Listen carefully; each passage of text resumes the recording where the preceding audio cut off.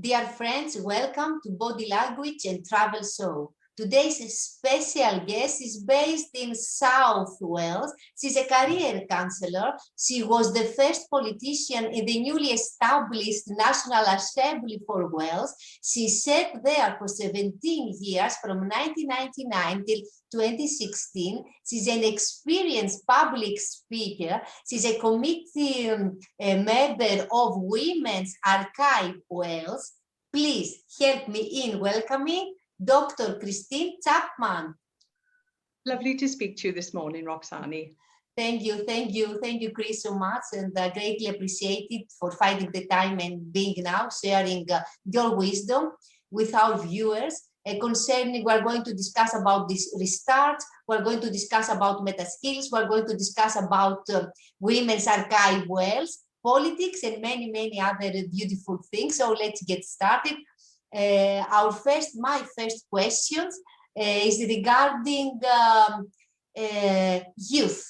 How, since you have all this wealth of experience in career counseling and also as a politician, how could the government adjust the educational system in order to assist the youth, the young people, to learn all these future skills, all these meta skills, as courage, as adaptability, as public speaking, communication? How could the government do that? Well, I think it's a great question, Roxani. I've worked with young people all my professional life, and obviously you have to start off with a very good education. It's important that everybody, whatever their background, gets a good education, because that's such a foundation for life. It's good. It's important then to have good teachers, good leaders who are really going to inspire those young people. So once you have that foundation, I think the next stage then is to look at what are these meta skills, and they are so important these days, because we know that there are jobs in the future which don't even exist now. So how are we going to prepare our young people for those? And I would say that one of the things we need to do is to get young people to certainly have a belief in themselves. There's an awful lot of young people who are not very confident, but I think it is about making young people to helping them to become more resilient, to be confident, and whatever it takes, I think it is really important. One example, and I've been involved in this, in my professional career, is to ensure that young people have really good work experience, so that they can be inspired by people who are out in the world of work. And that's not always easy, because quite often young people sometimes have to fend for themselves. They have to find their own work experience opportunities. So it's important that all young people have some really great opportunities for work experience. And as I said, communication, another really important one. Lots of young people are very au fait now with good technology, but it's about those sort of human skills as well. Exactly. Really good communication.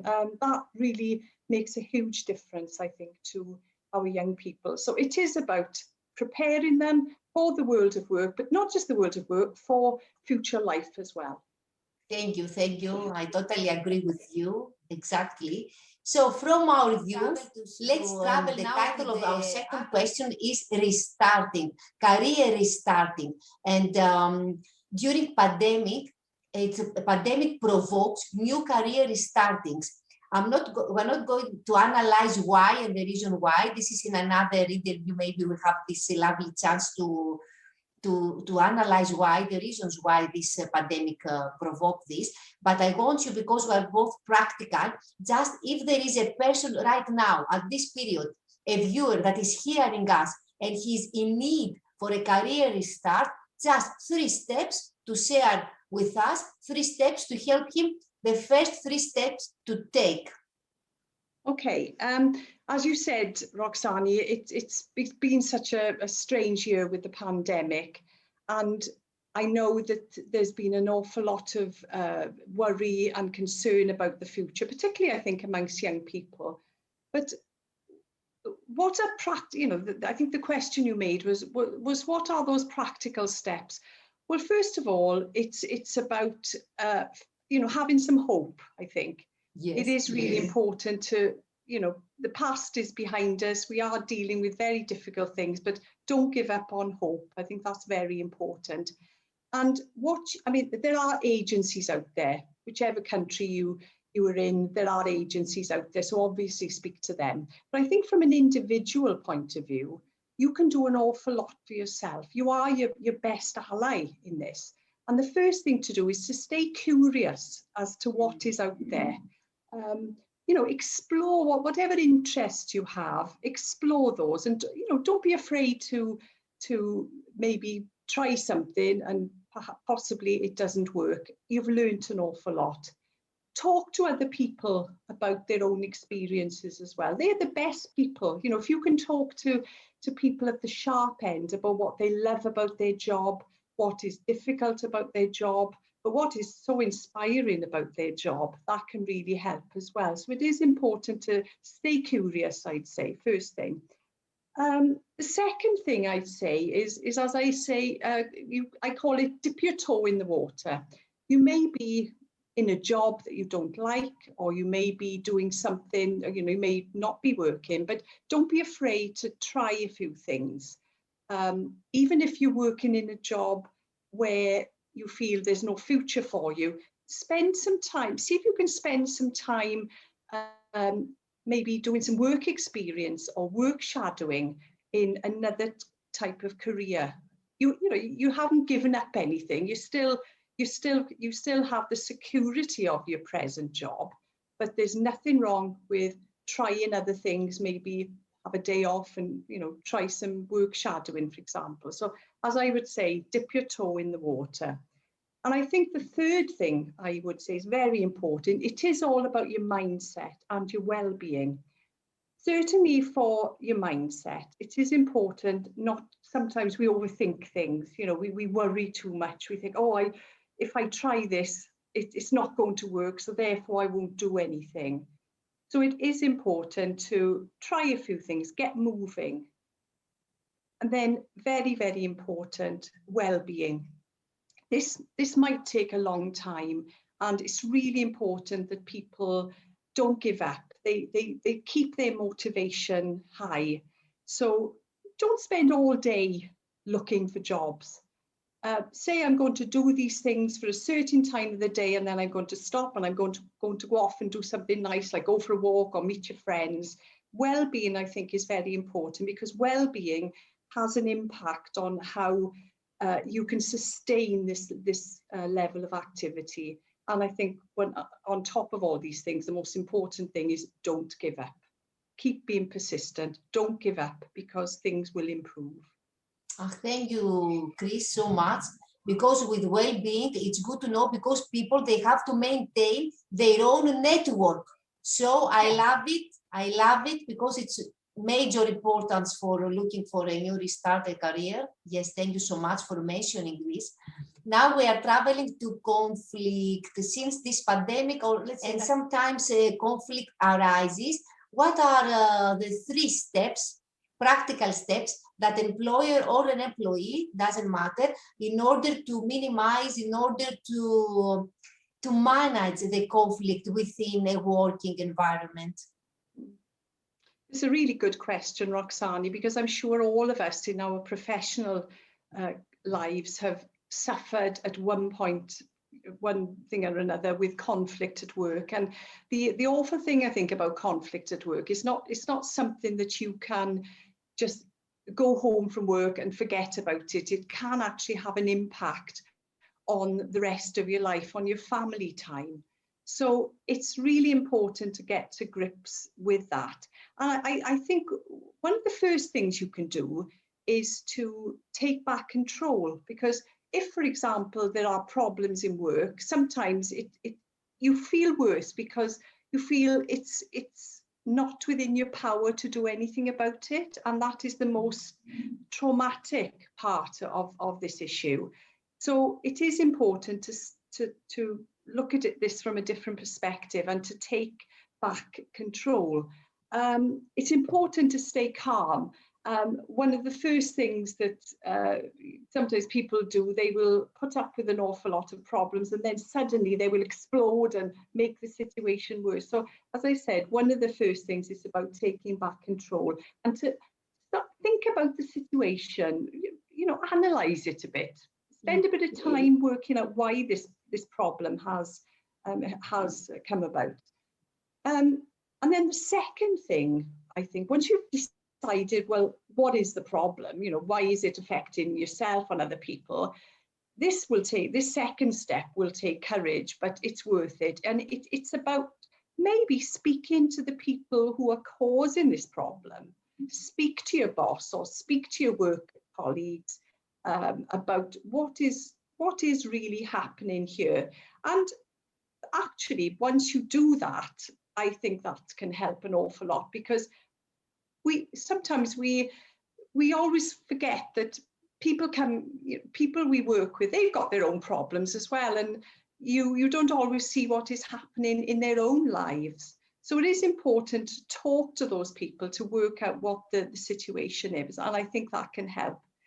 But the third thing really is, and this is difficult for people, sometimes you realize that it's you who may be causing the problem, your own behavior. Perhaps you're not being kind to people, you are being too impatient with people. So that takes courage as well, to maybe ask your work colleague, well, what is it, is it, tell me honestly, is it me that's maybe causing this? So I think there are three things there that you can start to help. But as I said, I think all of this will require courage, but it's really worth the effort to do.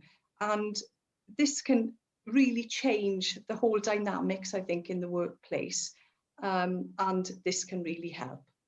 Thank you so much, because if we change the dynamics in the workplace, as you said in the beginning, it will change the dynamics in our personal life and our family life, because it all comes, it's like a domino effect. That's why we have to secure our family. And in order to secure our family and our personal well-being and mental well-being, we have to secure a nice, safe environment at work. Thank you so much. Yes, I like it. Exactly all the steps that you have mentioned. And now I think it's time to go to our heritage, to move to the women in our history. Let's travel. I will share a phrase, and then you will tell me how this resonates with you.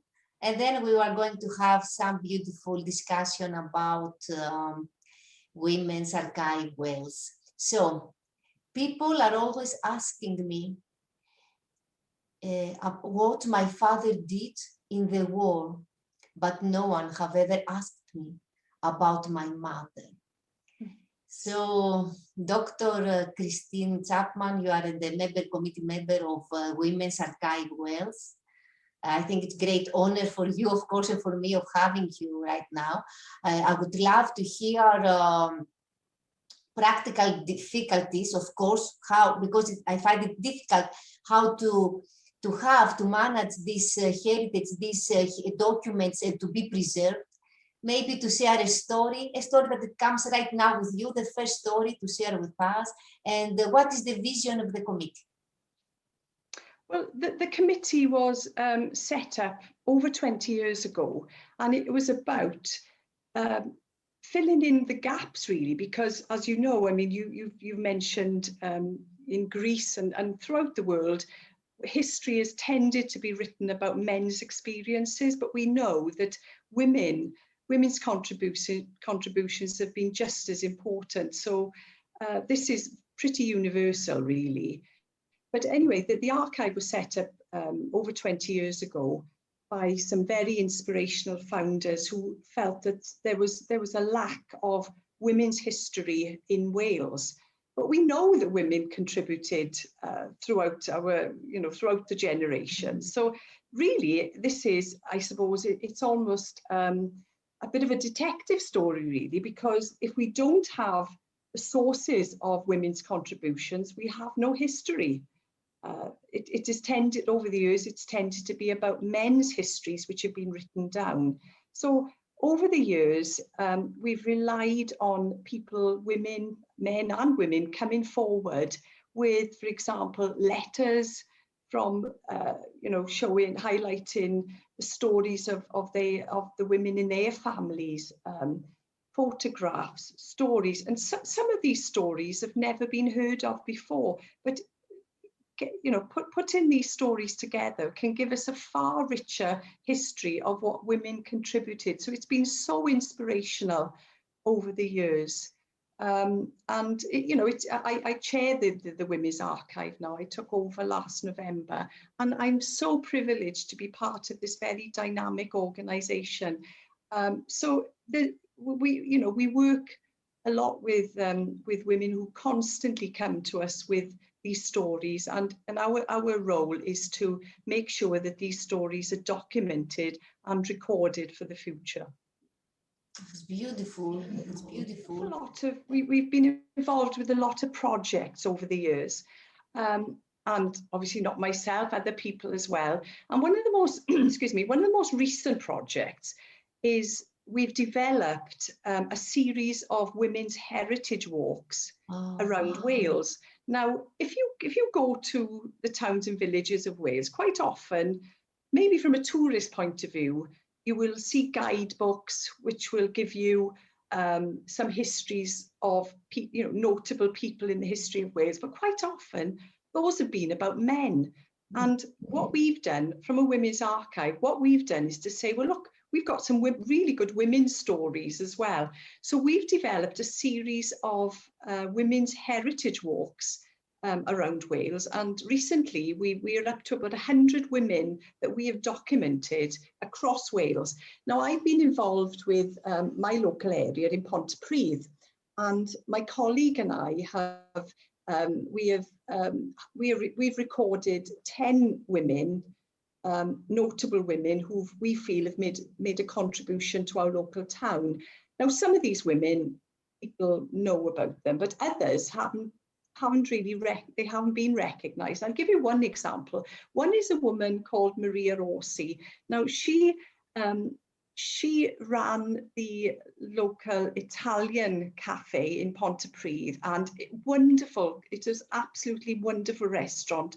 I mean, all my family visited it over many years, but she, I suppose, represents the history of these indomitable Italian women who came to Wales to set up all the Italian restaurants in Wales, and from the Bardi area in Italy. And she came to our town in 1953 and 1954, and she married into the family. But then, after her husband died, she ran this wonderful restaurant, and she's retired now, and unfortunately the restaurant is closed down. But it was such an important part of life in the town. But I think what was special as well, there was a story to her as well, because when she was in Italy, she was of a large family, and her mother was widowed. So there was quite a harsh story there. The Waffen SS soldiers were billeted on her farm, and there was quite a lot of unpleasant things that happened to her. But nevertheless, I don't think people know this story, but we have brought it to life, and it's in the booklet that we have written. And when her story will not just be about the story of her contribution to the life in Wales, but also her life in Italy as well, in Bardi in Italy. And we're very, very proud of that. And we've been able to record that story in the booklets that we've written for these heritage walks. And there are many more examples of that, but that's just one example. Yes, it's amazing, fascinating, because all this connection, because one person's story, it's actually history story. It has to do with everyone, with everything, and its statements and a huge of worth for history of the whole planet, for everyone. It's a historical document, of course. Yes. So now from the women from history, let's travel to the women in the present, to the women in the future, to the women in politics. Why there isn't any gender balance, women and men in politics? Why we're having still this big gap? Why this is happening? What is the role in politics nowadays for the women? Well, you're absolutely right. There's been a huge problem, a huge challenge for women, democracies across the world. Traditionally, it has been mainly men who have taken the lead in the politics, but actually that is changing. And we know that through history has shown us that there's been some wonderful stories of women who have challenged the system as well. But actually in Wales, we've got a very good story to tell. I mean, I was, as you said at the start, Roxani, I was one of the first intake of politicians into the what was then called the National Assembly of Wales, which was set up in 1999. It's now called the Senedd, the Welsh Parliament. But I was very proud to be one of the first intake of women. And what was really special about that as well, it was that for the first time we had so many women representing us as politicians. And currently in Wales, again, the story's been very good. Currently in Wales, there are 47% of women as women female politicians in the Senedd. So it's a great story to tell. And actually, we've also got 2/3 of the cabinet are women, which is incredible. So things are changing, but it hasn't been easy. But what we have to remember is if we don't get gender balance, our democracies are going to be the poorer for it. So it is a question of ensuring that we always maintain this, because otherwise the democracies are not going to be as good as they could be. Exactly, I totally agree. And then how can we get more women? How can we get the women in politics? This is another question. Yes, okay. Well, there are a few things we can do. I mean, the first thing is we must ensure that there's a steady stream of women coming into politics.